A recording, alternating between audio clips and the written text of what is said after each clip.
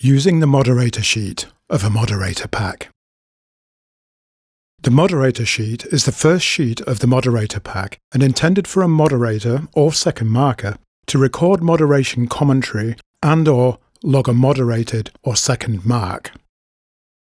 The columns from K onwards in the moderator sheet can vary depending on how the pack was provided to you, and should be relevant to the needs of moderating or second marking the assessment that the pack is being used to support.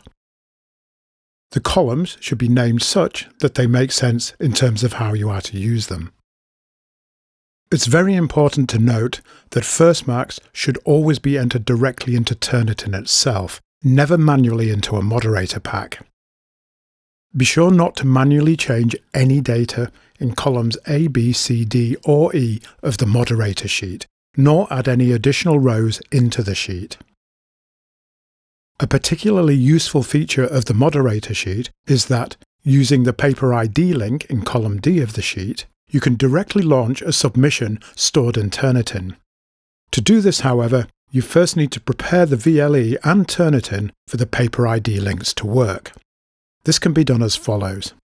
Make sure you are logged into the VLE using the browser you have the mod pack open within, and then click the Go to VLE site link located in cell A3 of the moderator sheet. Alternatively, you can access the VLE and navigate to the VLE site containing the assessment submission point manually. With the VLE site launched, locate the TurnItIn submission point and click on its title to open its assignment inbox. Now launch TurnItIn's marking interface for a random student who has a submission listed by clicking on the grade showing for the student or the pencil icon in the grade column if a score hasn't been logged as yet. TurnItIn's marking interface will open in a new window. With the TurnItIn marking window launched, as noted, it doesn't matter for which submission, the paper ID links in column D of the moderator sheet will now work. If you'd rather not use the paper ID link provided in the moderator sheet, you can locate a submission using the paper ID number itself. To do this, right-click on a paper ID and select Copy from the pop-up menu. Navigate to the Submission Points Assignment inbox in the VLE and paste the paper ID in the search field at the top left of the inbox. This will filter the inbox to just show the submission represented by that ID. Click the score or pencil icon showing in the grade column for the submission to view it along with the first marker's feedback. Note that if the mark you see displayed in TurnItIn for a submission is different to the mark you see in the moderator sheet in column E, then the TurnItIn grade report data in the mod pack you are using will almost certainly need to be updated. Updating the grade report sheet is covered elsewhere, and may be something that your administrative team execute. If in any doubt about who should be updating the moderator pack with more recent data from TurnItIn, contact your departmental assessment administration team. To make an entry in the moderator sheet, clicking a cell to activate it and start typing. It's worth being aware that any entries you make into column H, comments, and column I, agreed mark, will be automatically pulled into a separate assessment tracking document that is managed and maintained by your assessment administration team. Unless informed otherwise, only enter a numerical value into the agreed mark column. If you need a reminder of the paper ID when looking at a submission within the TurnItIn marking interface, you can find it by clicking the Submission Information icon, an italic letter I, available from the column of icons at the right of the displayed submission.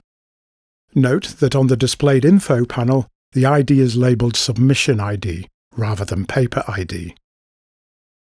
As noted at the start of this video, it's worth reiterating that you should never manually enter or update the mark showing in column E, labelled Mark from TFS Report. Similarly, no mark showing on the TFS Grade Report or Mark Analysis tabs should be manually adjusted. These should only ever be updated via data coming from a TurnItIn grade report exported from TurnItIn. It's also important that you don't manually insert additional rows into the mod pack, You may be tempted to do this for a submission received later in the marking cycle, for example. If there are additional submissions, they should appear in the Moderator pack via data coming from a more recent TurnItIn grade report, exported from TurnItIn and copied into the Moderator pack.